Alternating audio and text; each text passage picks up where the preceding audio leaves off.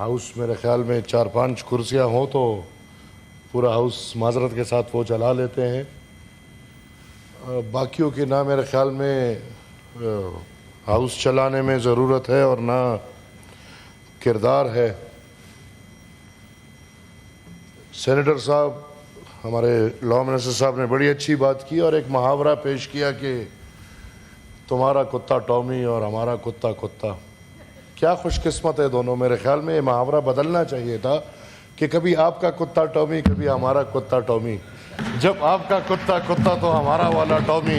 یہ الفاظ پنچ کیا اور جب یہ الفاظ پنچ کیا اور جب آپ کا والا ٹامی تو ہمارا والا کتا. خوش نصیب ہے کبھی ٹامی آپ کو مل جاتا ہے کبھی وہ ٹامی اس طرف مل جاتا ہے. آج بدقسمتی سے ہم نے ایک دفعہ پھر کارروائی کو دیکھتے ہوئے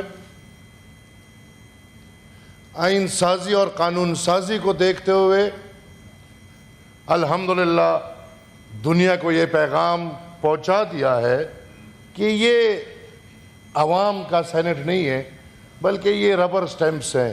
اور الحمدللہ سب کوئی ایک دوسرے سے جلدی وہ ربر سٹیمپ لگاتے جا رہے تھے. معذرت کے ساتھ میرے خیال میں میری طرح 95% ہاؤس کو پتہ نہیں ہے کہ یہ کیا تبدیلیاں آئی ہیں اور کس چیز میں آئی ہیں اور کس چیز میں نہیں آئی. اور پھر جناب چیئرمین یہاں پہ سننے کو ملتا ہے کہ ہم پاکستان کی بہتری کا سوچتے ہیں اور دوسرا پاکستان کی بہتری کا نہیں سوچتا. یہ فیصلہ کس نے کرنا ہے ادھر کہ کون اس ملک کی بہتری کا سوچ رہا ہے اور کون اس ملک کی بہتری کا نہیں سوچ رہا. میرے خیال میں ہم سب اس ایوان سے باہر اپنے نظریوں کی نمائندگی کرتے ہیں. کوئی پی ٹی آئی کا نمائندہ ہے, کوئی پاکستان مسلم لیگ نون کا نمائندہ ہوگا, کوئی عوامی نیشنل پارٹی کا نمائندہ ہوگا.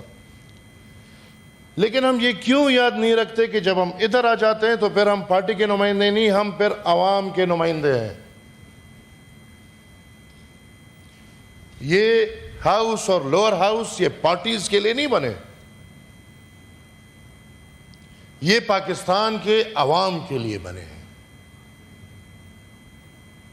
لہذا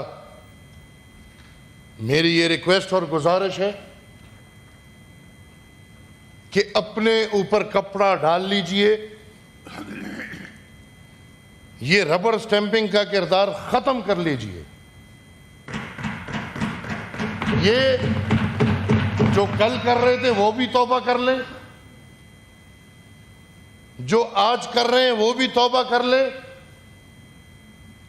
اور یہ عہد بھی کر لیں کہ آئندہ ہم ادھر ربر سٹیمپنگ نہیں کریں گے.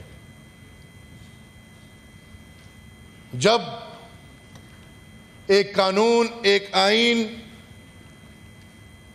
سینٹ میں ڈسکس نہیں ہوتی, اور ڈسکشن یہ نہیں ہوتا, I'm sorry to say this is not discussion.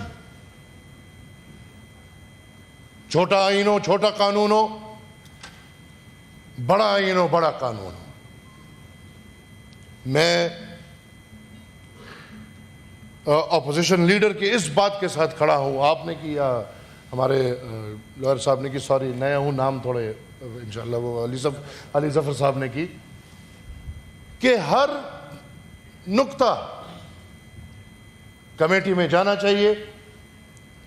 اور کمیٹی بھی یہ کمیٹی نہیں, یہ کمیٹی تو ایسے لگ رہا ہے کہ ہمارے میرے خیال میں وہ لانجے کی زمین ہے, مالک نہیں ہے. کوئی کہہ رہا ہے میری کمیٹی ہے, کوئی کہہ رہا ہے میری کمیٹی ہے. پتہ نہیں یہ کمیٹی میں ہے کیا جو اتنا کچھ ہو رہا ہے.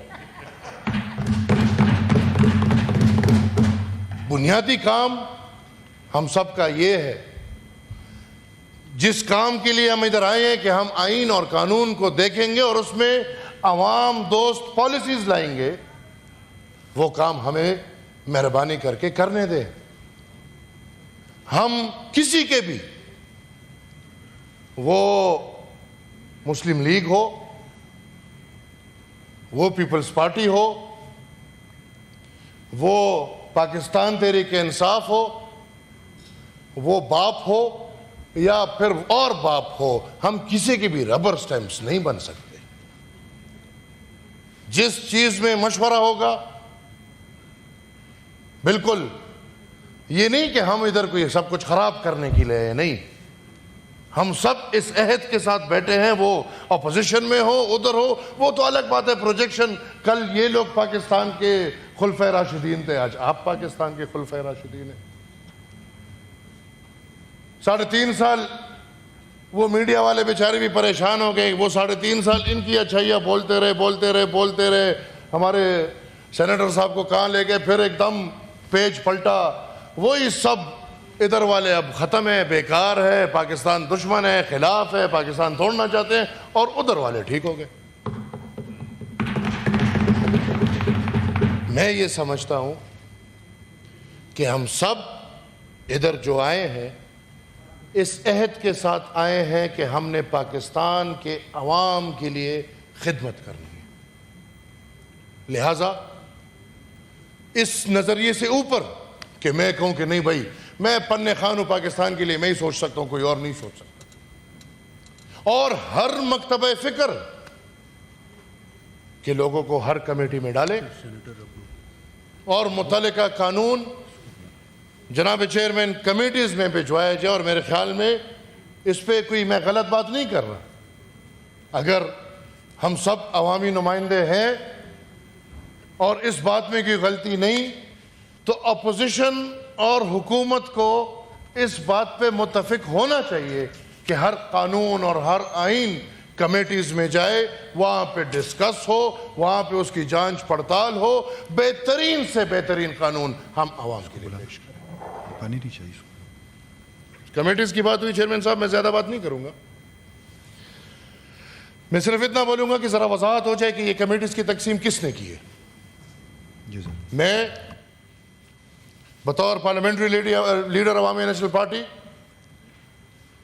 کسی بھی فیصلے سے نہ باخبر ہوں, نہ میرے ساتھ مشورہ کیا گیا ہے. میں اپنی بات کروں گا, اور جس نے بھی یہ کیا ہے جناب چیئرمین اس کی ذرا وضاحت ہو. اور اگر وہ کمپیوٹر مہاشے نے کیا ہے تو وہ کمپیوٹر بھی ہماری باری میں 45-47 بن جاتا ہے, وہ کمپیوٹر بھی ہماری باری میں RTS بن جاتا ہے.